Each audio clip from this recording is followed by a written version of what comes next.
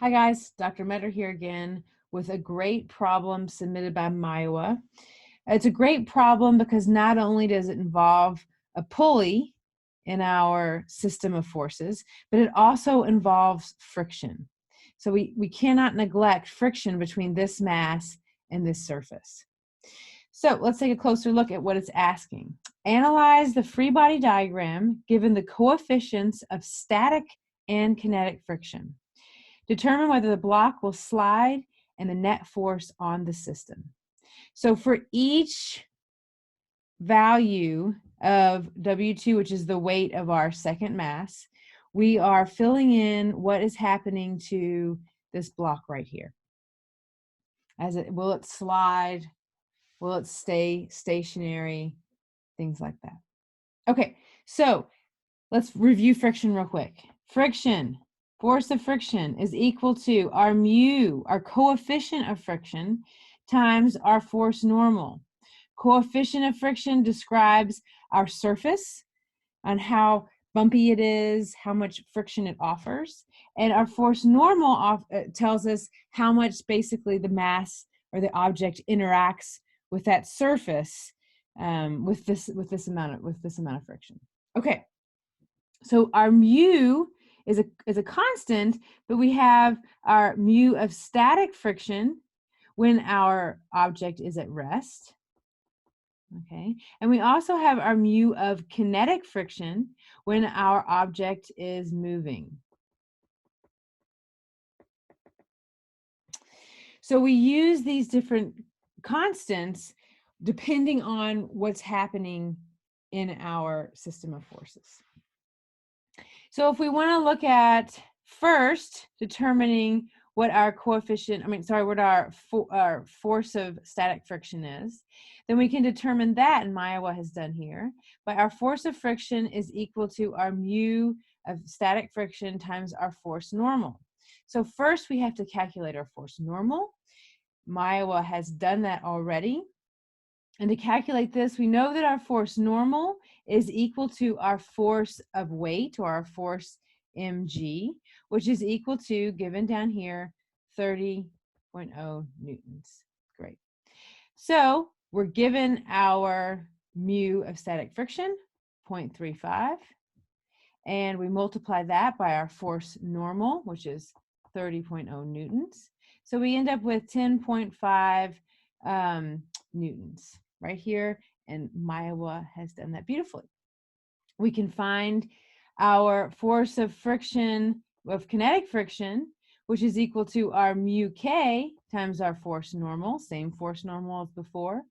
Mu k is given to us here. So it's 0.3 times our force normal, 30.0 newtons, which is equal to 9 newtons. And again, Maiwa has done that beautifully. Let's talk a little bit about what this force means and what this force means. The force of friction, static friction, which we see here, is the force, the total force required to make it move, to take it from at rest to movement. Okay, so if a force is applied that's anything less than this force of static friction, then our object won't move. Okay, now once it starts moving, this is constant.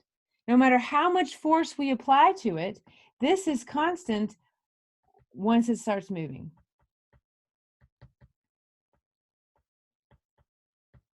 Okay, so knowing that, we can begin to start to fill in our table down here. Okay, so as we look at our table and what we need to get at, I'm going to erase a few things just so it doesn't get too jumbled as we look at our problems. Okay, so let's take this first situation here where our W2 is 5 newtons. So our force of weight, our force mg, is equal to 5 newtons. So this would be 5 newtons over here. What does that tell us? Well, that means that the force of tension here is also equal to 5 newtons. right? And the force of tension here, because they're equal, is also equal to 5 newtons. So the force of tension that this mass that we're interested in is experiencing is 5 newtons. Okay, it's at rest, right? So, and we know that the force normal is this and the force normal is this, they balance each other out. So what it's experiencing is a 5 Newton force due to the weight of this object being 5 newtons. So, will it slide? Well, Maya was correct. It will not slide. Let's just take this as our first example. W2 is equal to 5 newtons. It will not slide because why? Because our force of tension is less than our force of friction, of static friction. Okay, let me say that again. Our force of tension, which is 5 newtons, is less than the force of our of static friction, which we calculated up here as 10.5 newtons. So this might be a little bit unintuitive, but our frictional force then right here is 5 newtons, because that's what is basically opposing this 5 Newton force of tension that's being applied. Okay, so it's not moving. There's a 5 Newton tension force being applied, and so therefore friction, if we think of it as a thing, friction only has to apply a 5 Newton force in opposition to keep it in place, to keep it at rest, right? So our frictional force would then be 5 newtons in this case, okay, because we haven't reached that point to where we overcome the force of static friction. So let's look at the second example. W2 is equal to 10 newtons. Okay, will it slide? Maya was correct. No, it will not slide. Because why? Because our force of tension, force of tension is less than our force of static friction. Yet again. So now, when we fill in our force of friction, it's not 5, it's not 10.5 because that's the max, it's 10. It's what's applied by the force of tension up here. So this, instead of 5 newtons, would be 10 newtons. This is 10 newtons. And this is 10 newtons. Okay, now I'm going to erase so it doesn't get messy. Okay, so let's look at when we reach 15 newtons. Oh, equals W2. Sorry, switched around there. 15 newtons.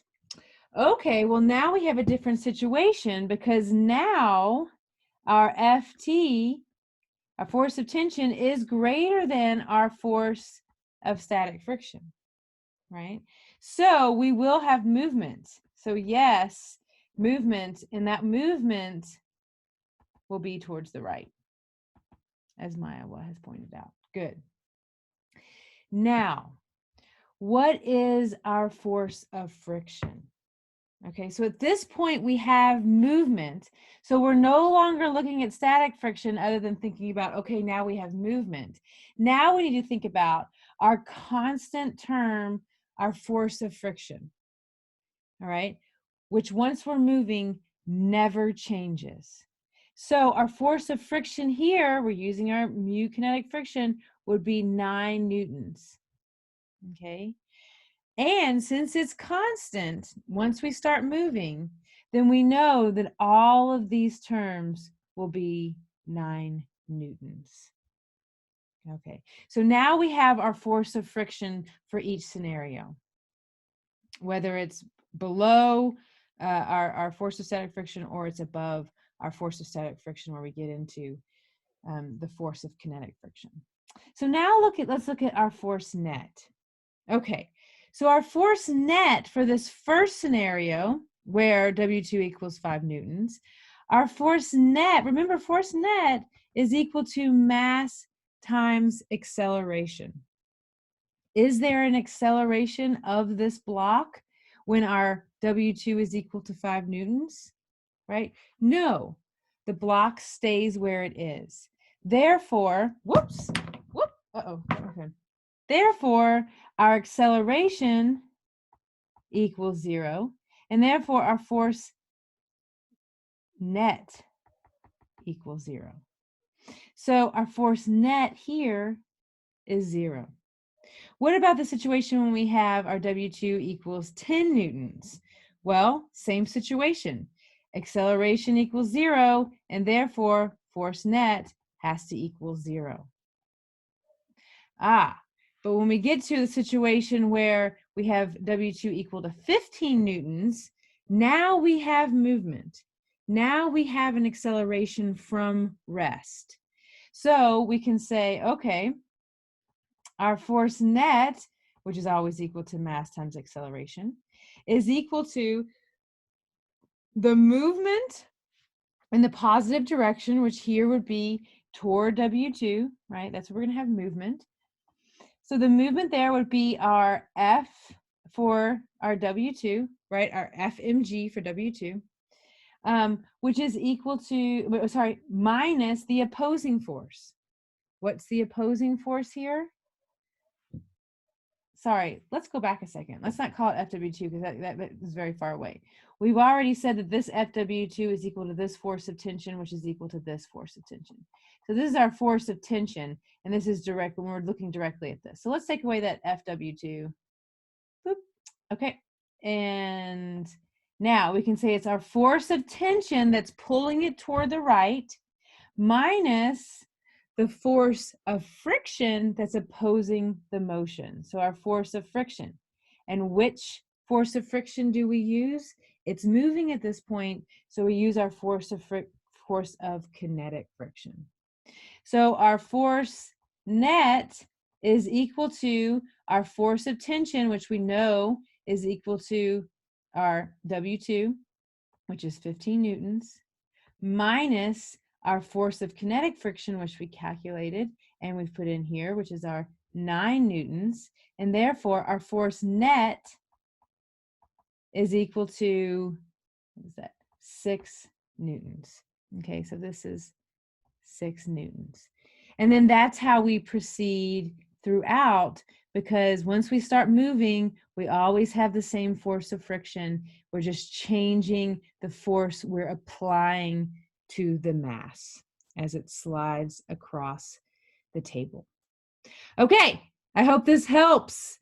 This is a great problem. Thank you for submitting, Maiwa. Let me know if you have any questions. We'll talk soon. Bye.